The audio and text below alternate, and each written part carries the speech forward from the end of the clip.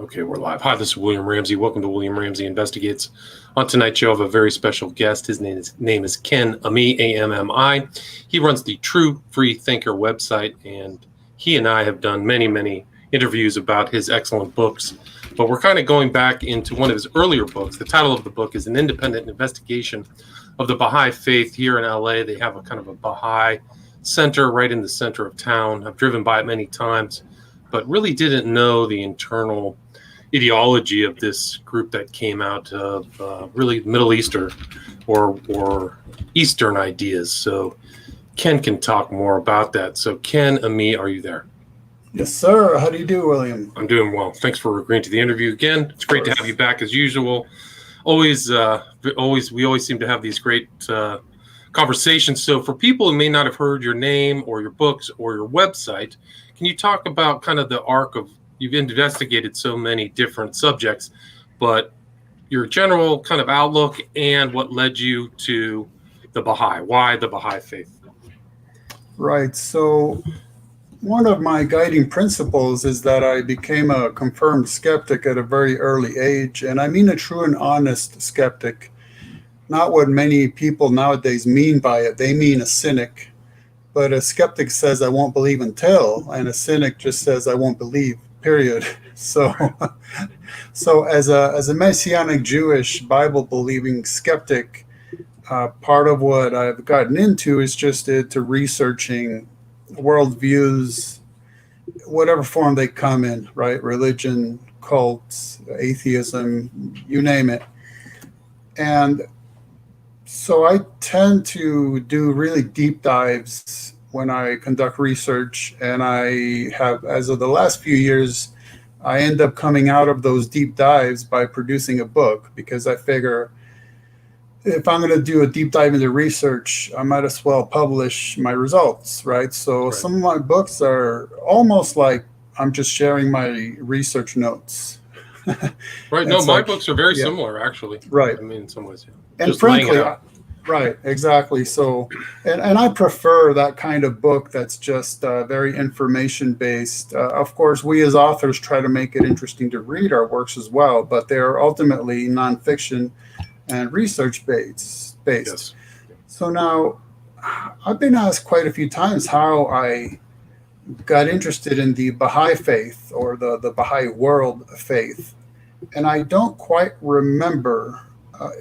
And part of it is that it is a somewhat obscure religion, even though they have addressed the United Nations on several occasions, and they have we'll get into how their main organization's head is in Israel, but they still sort of fly under the radar. Most people have not even ever heard of them, and they've been around since the late 1800s, so it's kind of interesting. But once I did, for some odd reason, latch onto them, I remember attending the 100-year anniversary of their founder. Not that he was still alive, but they were just celebrating his birth, right?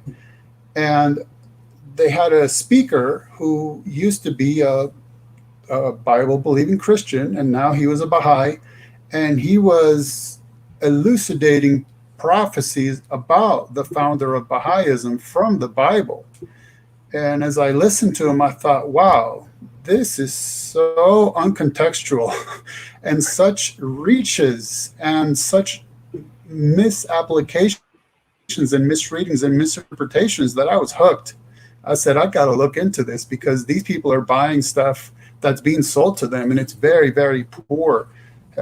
Theologically and logically and historically and so on. So that led me into what ended up being the book, an independent investigation of the Baha'i faith. And I titled that because one of their big claims to fame is that, hey, we invite you, and that's what they call it, to conduct an independent investigation.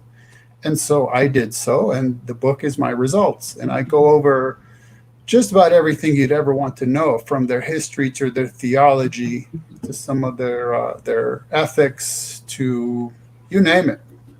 Right. And they have kind of right. So what is their history? Where did it start? Right. So the Baha'i faith is an offshoot of the Baha'i Faith, and that developed as an offshoot of Sikhism, which developed as an offshoot of a group that its name I've never heard anyone pronounce it, so I'll just say that it's AKA Twelver Shiism.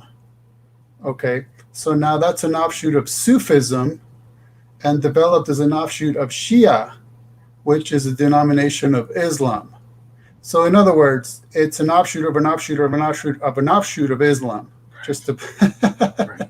to put it simply. It's And super now- watered down Islam in a way, I would say, almost. Yes, well, but see, it makes sense that they come from the Shia or Shiite branch of Islam, because that means that they are going to allow for prophets beyond Muhammad, right? So in other words, Shia allows for prophets to come after Muhammad. So that's important, and that's what we get in Baha'ism, is a claim of a continuance of prophethood after Muhammad.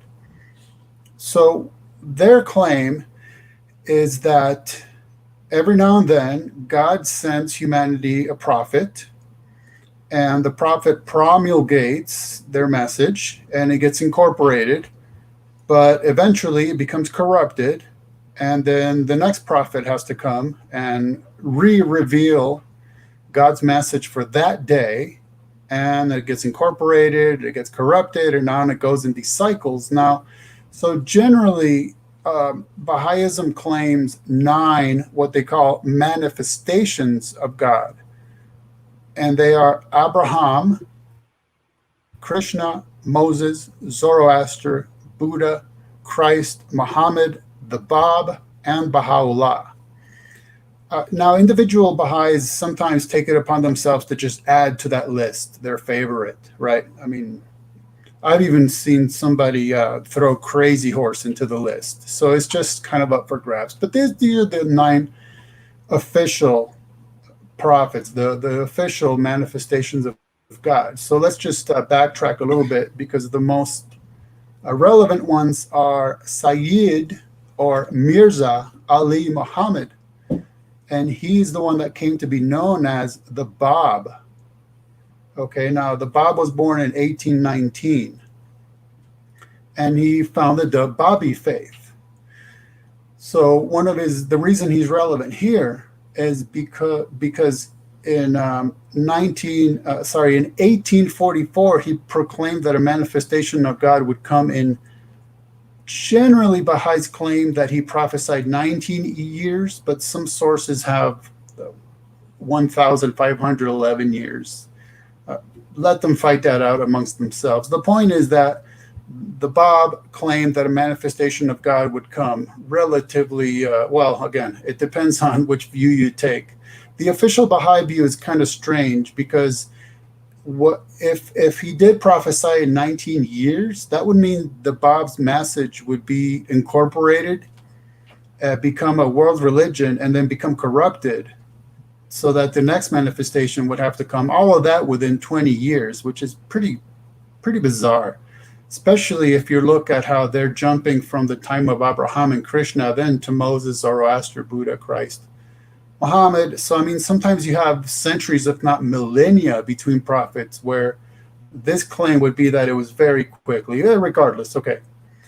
Now, Mirza Hussein Ali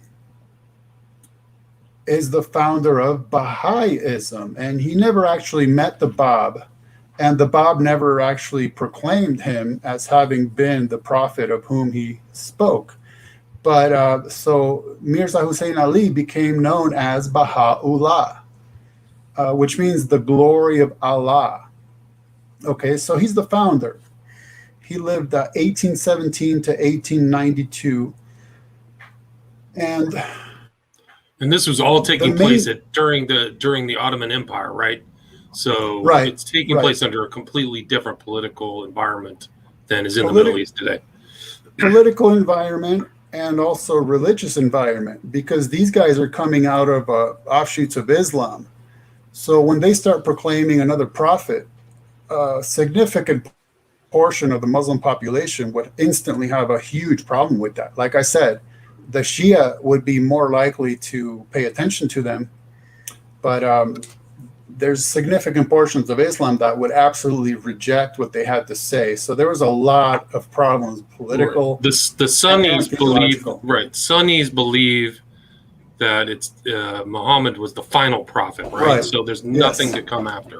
Right. The Nothing to look Sunnis forward would to. say that he was the seal of the prophets. Like after that, prophethood was sealed up. It's done with.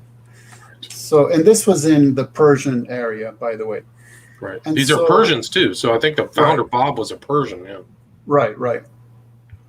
And so there was a lot of early persecution of the Babis and the Baha'is for those two reasons, political and religious. Political mostly because there was an assassination attempt on the Shah, and it was perpetrated by Babis. So that was that was extremely problematic, to say the least. But now, for our purposes, the main thing to note about Baha'u'llah, for our purposes, meaning William and I being Christians, right, is that he claimed to be the fulfillment of all prophecy of all religions, okay?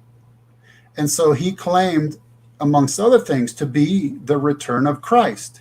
He claimed to be the second coming of Christ. So that's incredibly important, to say the least, to us. And when I've lectured on Baha'ism in front of a crowd of Christians, I was very straight up. I said, look, if Baha'u'llah is the return of Christ, then every Christian should convert to Baha'ism. Straight up. That's how simple it is for me. But it just so happens that there's absolutely no way. So don't worry about that.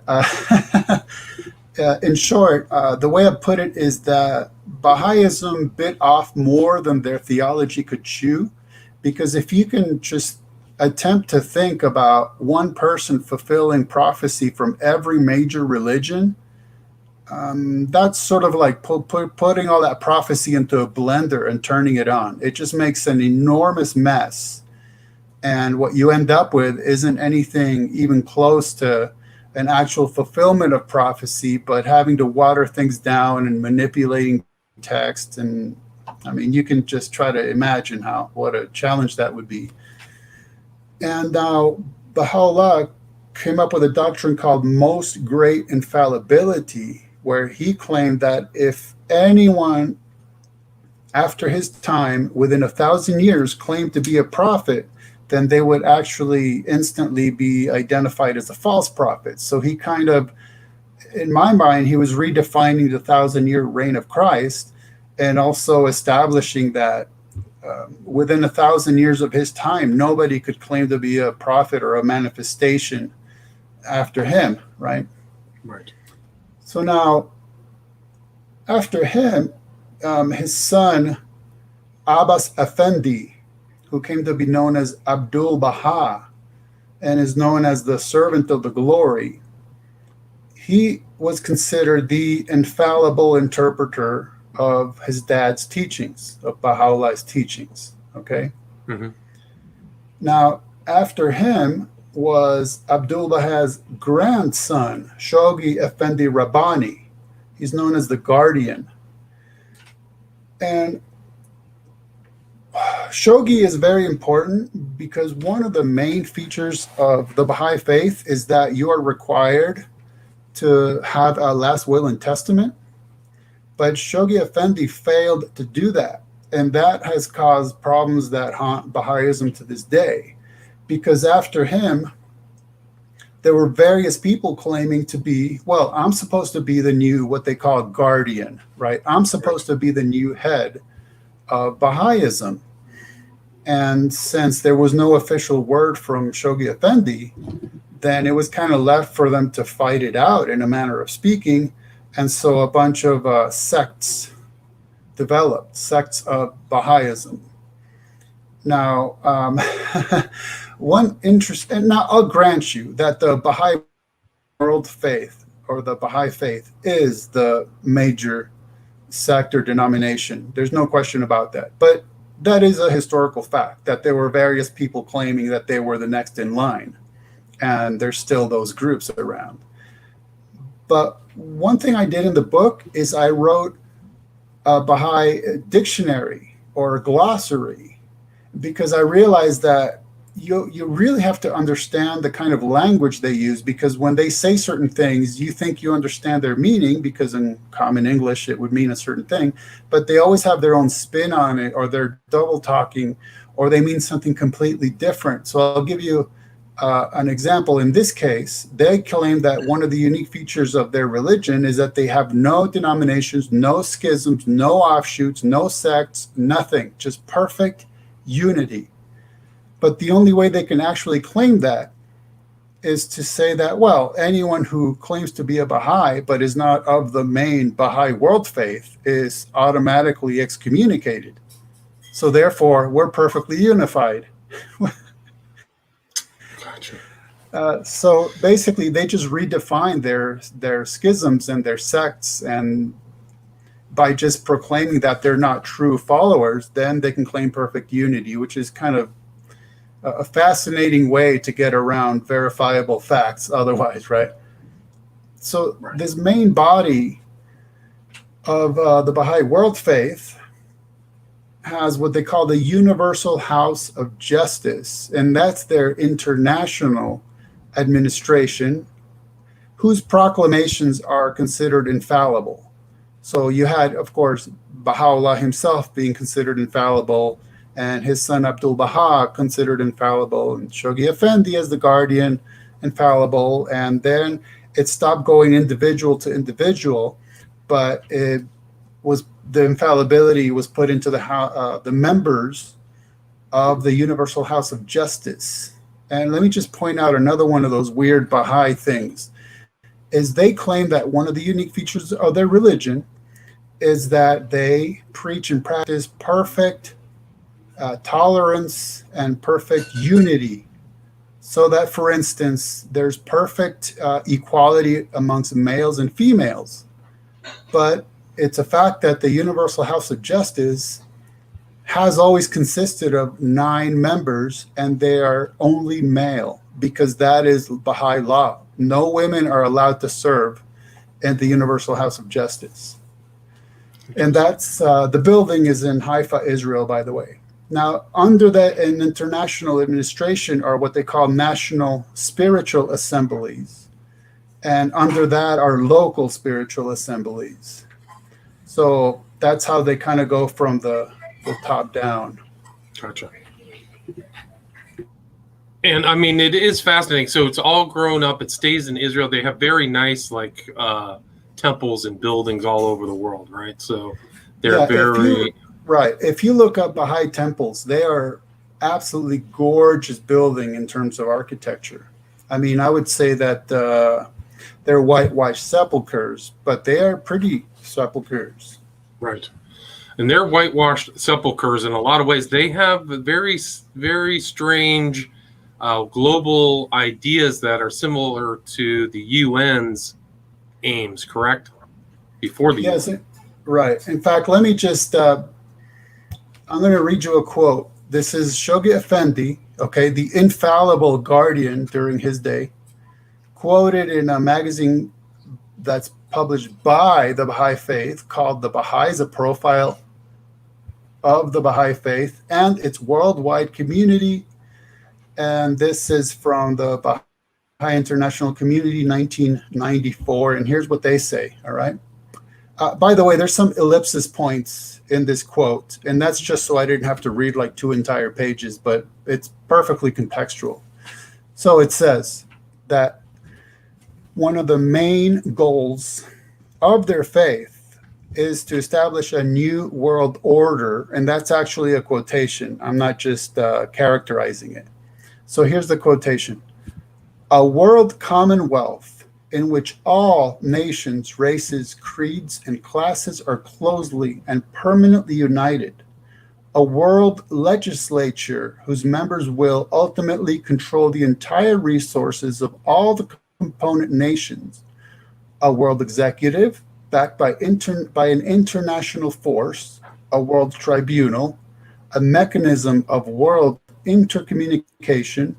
A world metropolis will act as the nerve center of a world civilization. A world language will either be invented or chosen from among the existing languages. A world script, a world literature, currency, weights and measures, a world federal system ruling the whole earth and exercising unchallengeable authority over its unimaginably vast resources. So basically, anything that they can imagine standardizing across the world, that's their goal. And, on the surface, it would make a lot of sense and it sounds great. Okay, forget all this having to convert currency and measurements and having different governments infighting and causing wars and all that. I mean, it sounds wonderful. But for one, it it kind of goes against human nature. And one time I was in a meeting with members of the Baha'i Faith, and just as graciously as I could, I asked them, how is it that the goals of their religion are essentially the goals of a character that's popularly referred to as the Antichrist, that you find spoken of, not in those terms, but the concept is there in the book of Revelation, that will have a one world religion, right? A one world government. How come their goals are the same? So that's a slight issue, I think, when dealing with Bible believers and what the Baha'i Faith have as the main goal of their religion. Yeah, no, it's pretty incredible. And they kind of have a perennial religion view of the world. So there's all this wisdom everywhere, and they are the continuation of that kind of world history, a world religious figure. So they believe in the Maitreya, right? So they don't talk about the return of Christ in a Christian sense. They just see him as one of the great teachers in a kind of very Islamic worldview. Would you agree with that? Yeah, very interesting points. So for one, they don't officially, in the official writings of Baha'u'llah, for example, Bob, they don't refer to Maitreya, but if you read about what people claim about the Maitreya, it's the same exact thing, right? The Maitreya comes and fulfills prophecy from all the world's religions to establish the latest revelation. It's the same exact thing. So now, what I noticed is when you look at the earliest writings, certainly the Bab, but also Baha'u'llah and then Abbas Effendi, Abdul Baha. They were extremely Islamic. I mean, everything they wrote was basically, not everything, let's say 99% of stuff they wrote touched upon Islamic theology, right? But then as they started encroaching into the West, all of a sudden their books become more biblical. And they even made a point to say that they wanted to translate Baha'u'llah's works into a very King James Bible-like form of English, right? Because then it would become instantly more sort of contextually relevant, acceptable to English Westerners, speakers. Yes. Right. But now, I think one of the most important things to note about them is that, again, so they claim, look, Baha'ism is made up of Jews and Christians and Muslims and Buddhists and Hindus and you name it, any religion under the sun. Baha'is are made up of all of them, but that's not true. It's made up of people who have converted away from those religions and converted to Baha'ism, because one of the secrets of Baha'ism is that they're not actually syncretistic, they're pseudo-syncretistic. So syncretism referring to a sort of mashing together and working together of various belief systems, but that's not what they do. What they do is to say, well, look, Judaism is corrupted, Christianity is corrupted, Islam is corrupted, Buddhism is corrupted, all of it's corrupted, And the only game in town right now is Baha'ism. In fact, let me quote you from Baha'i.org, an official website of theirs. And this is from the Baha'i World, an article titled On Good and Evil. And they say, it's off. It's closed. Sorry, You please talking to me? continue. Okay. No, sir. Yeah. Okay. The quotation here: the only salvation in any age, Baha'is believe, is to turn again towards God and to accept his manifestation for that day and follow his teachings. So that's how simple it is. If you want to be saved today, you have to accept Baha'u'llah and follow his teachings. It's that simple. It's not universalism. It is extremely exclusivistic. You must follow Baha'ism, and that's from an official Baha'i source. Okay, so that's what I mean about having to write like a dictionary or glossary into the book, because it's all too easy to listen to their very welcoming sounding, tolerant and diversity celebrating PR marketing statements. But when you actually start digging into what they actually claim, it's a very, very different ballgame, honestly. Yeah, no, I mean, so they superficially say that there's all this wisdom and all these different manifestations of God, and all these people are manifestations. But currently, you've got to come under the Baha'i outlook, right? Right. So, yeah, there is all that wisdom, but it's been corrupted. So the only way to really be able to get what is the leftovers that are pure is to listen to Baha'u'llah and how he characterized and interpreted and applied everything. Right, and they have all kinds of pretty intense, kind of rigorous fasting, prayer, 20% tithe. I mean, it's very different than kind of anything in the West, right? And so they don't have monasticism and things like that. Can you talk kind of more about their practices? Well, what's interesting is if you look at Babism, right, the religion of the Bab, he was he was doing some really interesting and I would say occult things pertaining to numerology and sigils and that kind of stuff. Because again, when we think about that their background includes Sufism, then you're dealing with Islamic mysticism.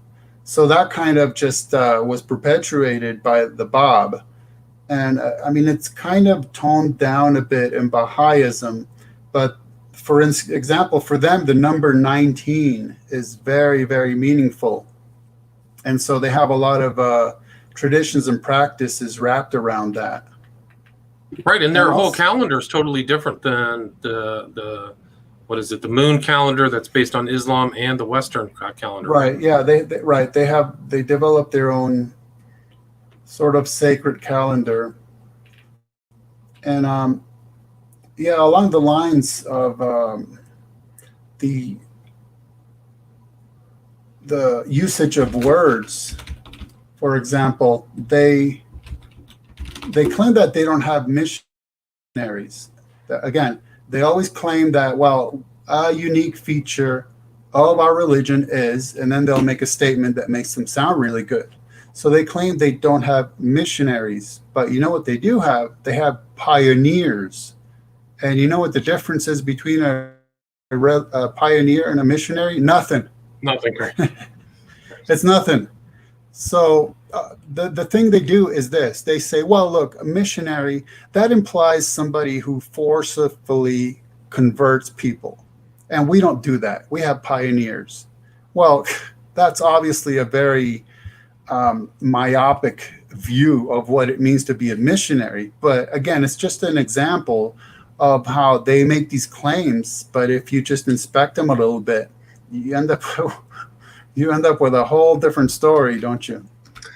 Yeah, and I think that Baha'ism is actually not alone in these kind of kind of new religions that popped up out of Islam. Like Christianity has so many different variants, and you could argue that Baha'i is one, but I can't remember. I think the head of who is the head of Syria, they're part of kind of an Islamic offshoot. So there's these offshoots that exist within Islam, Baha'i being one of them. So it's not alone in its things, but this would their fatwas were issued against Baha'ism, if I remember correctly. It's persecuted in a lot of countries in the Middle East, and I can't remember. Yeah, I mean it is pretty remote. Yeah. So it's persecuted. Go ahead. But you know what's interesting is the late 1800s was like a cult factory, right? And I mean, in America, that is when Mormonism began and Seventh-day Adventism began and Jehovah's Witnesses began and quite a few other Christian cults. Just like in the Middle East, you had Babism, you had Baha'ism, you did have all these different cults of Islam coming about. So it's kind of, I don't know what on earth was going on in the late 1800s. Yeah, but in various parts of the world, you did have all these new cults arising, whether it's out of Christianity or Islam. I mean, in either way, that was happening all over the place. I think it was Alawite is like a sect of Shia too. That is the one that I remember that Bashar al-Assad is part of. So they're like an offshoot too, and they have all kinds of. They consider it Gnosticism and things like that. It's very strange. Yeah, that's a whole other story. Yeah, I mean, I do have a chapter I titled Necromancy, the Occult in Baha'ism. So I talked about their necromancy, their repetitive prayers, and their prayers to Baha'u'llah, and their use of talismans. So there's a lot of pretty occultic stuff involved in there as well. Once it gets up, I mean, didn't the original Bob consider himself the Maitreya or the Mahdi or something like that? Like, so he claimed upon himself a pretty bold title, if I remember correctly. Well, right. That's the thing, is that he is considered to have been one of the main.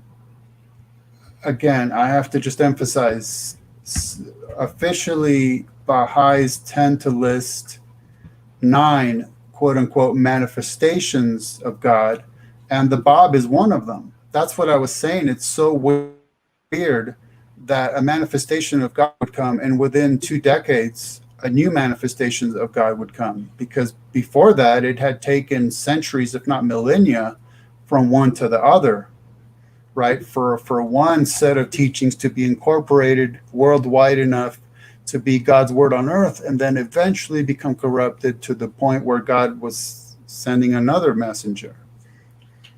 Right. But yeah, the Bab is supposed to have been one of them.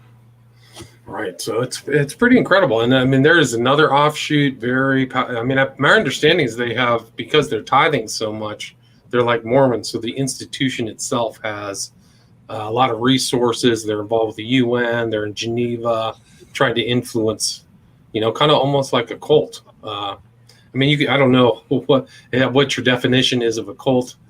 A cult, not or a cult, C-U-L-T, but they kind of act like a cult, trying to guide countries and nations into, coming together as they see fit. Would you agree with that? Yeah. Yes. I mean, for me, a cult is a group that ends up becoming so different from its roots that it's categorizable as a whole different entity. So like in this case, when you have an offshoot of an offshoot of an offshoot of an offshoot of Islam that ends up saying, guess what? Yes, Muhammad was a manifestation of God, but the modern one is Baha'u'llah, so you have to follow what he says. Then you're talking about a whole different ballgame, right? Yeah.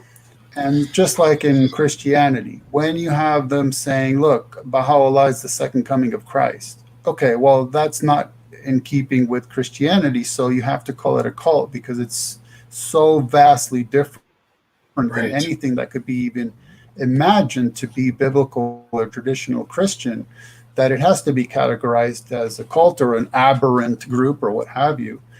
And something I thought to mention that's related to that is the difficulty in even ascertaining how many Baha'is there are. And I ran into this in my research and ran into that even Baha'i scholars are complaining that that is a traditionally very, very difficult issue. Now, I wrote this book long enough ago that I was quoting a stat from 1994 where they claimed that there were 5 million Baha'is.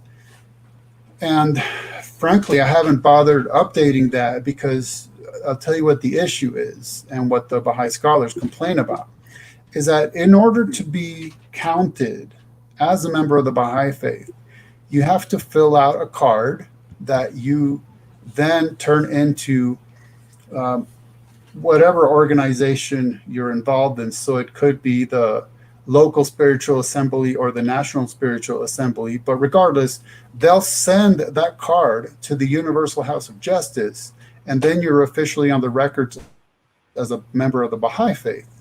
However, if you ever want to convert away from Baha'ism, if you no longer want to be a member of the Baha'i Faith, they expect you to do it in writing.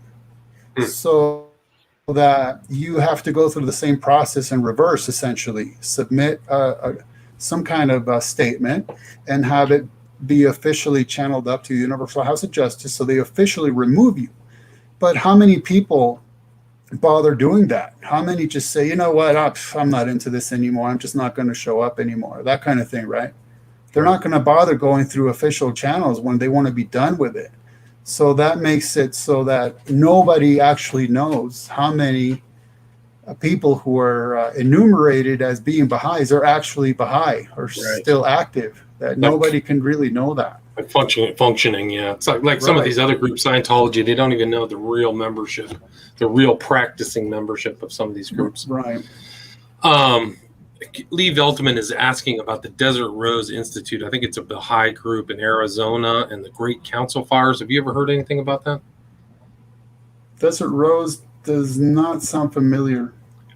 I looked it up online. It's a community-based learning center of learning guided by Baha'i practices. That's somewhere in Arizona. I've never heard that. What do you know, Lee? I don't know. Can you type that in the chat? I'm not familiar with the Great Council Fires either. I did a certain amount of research into the various, like I mentioned, the various schisms and sects, and I have in the book, but the Desert Rose would sound like almost like a human potential type of group that would derive some of its philosophy from Baha'ism, but I wouldn't think that they're an actual sect or anything official. Off the top of my head, anyhow. What else do you think you could add? What else do I miss? Anything you want to just finish up? Where can people find the book? Well, I'll tell you what I did with the book. It is a magnum opus. Basically, anything you'd want to know about Baha'ism is in there. And so the book, of course, it's available on Amazon, but it is always best to buy from independent researchers and authors such as myself, because it's just, and William Ramsey. Thanks. Because obviously Amazon takes quite a cut of the loot. But what I ended up doing also is for people who just wanted a quicker read and just related to Baha'ism and Christianity, what I did is I published a side book that's just pertaining to Baha'ism and what they have to say and how they interact or conflict with Christianity. So that's really two books. One of them is definitely a quicker read than the other one. Gotcha. So you've got two different books, and it's on your website, truefreethinker.com, correct? And Yes, you just sir. kind of redid or upgraded the website so people can go check that out. It's very clear to read, and you can also sign up for Ken's newsletter there, right? At True Free Thinker, right? Well, no, you know what? It's not a newsletter. It's just a subscription. So anytime I post something, you just get an auto email saying, hey, True Free Thinker posted something. That's it. I don't bother anybody. Gotcha. So you know what's fun? So we both own websites, right? So I'm sure you get your fair share of spam email through your site, right? Certainly, yeah. So you know what I've been doing? When I get spam email, I take that email address and I subscribe them to my website. Nice. So that goes right back at them. That's good. Yeah. That's a good one. I got to try that. It's smart. Yeah. Great. I mean, that was really interesting. I mean, it's really a fascinating kind of new religion, comes out of the East, has this whole matria. There's actually, like we in the West kind of take for granted, there are all kinds of return of Christ promises, whether it's the Seventh-day Adventist and all of this thing that really have influenced Western theological culture. But I would say this group, as far as the East, they're part of actually a lot of matriarch stuff that happens on actually all over. Like from Buddhism is a very predominant strain of the return of this, an avatar, really, a matriarch. So you see that within Boxer Rebellion, where like all these matriarch sects actually influence political events in the East that a lot of people don't know. And it's this promise of this return of this great teacher or awaited one or something like that. So I see the Baha'i kind of more of in that strain in kind of the Eastern sense than Western. So really fascinating. Exactly. So why bother claiming that the leader of your religion is just the leader of your religion? Why not claim that he's actually the leader of all world religions that have all been prophesying that one person who can do it all, right? Right. He slices, he dices, he chops, he blends. Right. I mean, that's kind of what Muhammad did too, though, right? He actually wrote Islam into other world religions and then claimed he was the last prophet of those religions, right? Well, Isn't right. that Like his presumption? yeah. Like in the Quran saying, ask the people of Al-Kitab, right? Ask the people of the book. If you want to know whether I'm a true prophet, ask the Jews and the Christians. Well, if he's the true prophet after the Jewish Torah and Tanakh and the Christian New Testament, well, then obviously we're supposed to be listening to him. Right. I mean, there you go. You can just absorb all those people. Yeah, and I think that kind of a lot of these guys, presumptions, I think Joseph Smith, he's the returned prophet, right? The new prophet. There's all kinds of these new religions take upon themselves the loftiest of titles. Yeah. Well, see, Joseph Smith is a perfect example of this sort of new cults in the late 1800s who, just like Baha'ism, just like Baha'u'llah, said, well, sure, the New Testament and the Bible are God's word, but I'm here to restore what has been corrupted. So now you have to listen to me, right? Right, there you go. I mean, I think that Muhammad supposedly made that statement too, that I'm returning something, or I'm restoring the true religion. I think that's within his fundamental teachings. I got to go back and check that out. Maybe you would know that. But yeah, so these guys have the same kind of world plan, individual plan too. Right, because if something's already in place, you have to find a way to claim that it was accredited and now it's become discredited, and now I'm the new guy on the block. Yeah. Right. Yeah, some things change, some things stay the same. It's like the same thing. Same thing. Once you start looking over these world religions, it's just like you gotta leave your kind of scratch your head. Like, well, I mean, think about what Eve was told in the garden. Has God truly said? Well, you think you know what God said, but let me set you straight on that. And nothing's changed since then. Yeah, no, that's a great way to end it. Again, the great Ken Ammi. Again, the title of the book is An Independent Investigation of the Baha'i Faith. You can find it at truefreethinker.com. Thank you so much. Thank you, William, and thank you, audience. All right, stay there. God bless you.